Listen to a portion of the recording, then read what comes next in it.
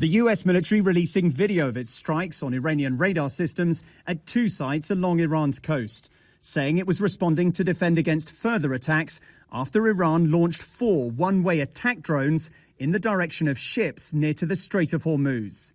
Iran later firing a volley of missiles at 2 US Gulf allies, Kuwait and Bahrain. Tehran accusing the US of violating the fragile ceasefire.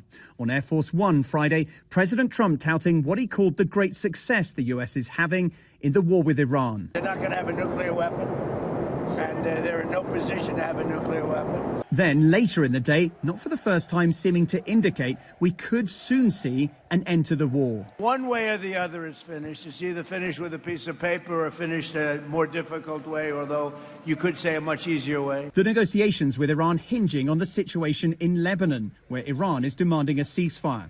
But that ceasefire is still elusive, with Lebanese officials saying 35 people have been killed in Israeli strikes over the past 24 hours. Israel says its offensive in Lebanon is targeting the Iranian-backed militant group Hezbollah, which says it will keep fighting while Israeli troops continue to occupy part of southern Lebanon. And as the hostilities rage on in the Middle East, the United States has denied visas to a large part of the support staff for the Iranian national soccer team, just days ahead of the World Cup, according to the Iranian Embassy in Turkey.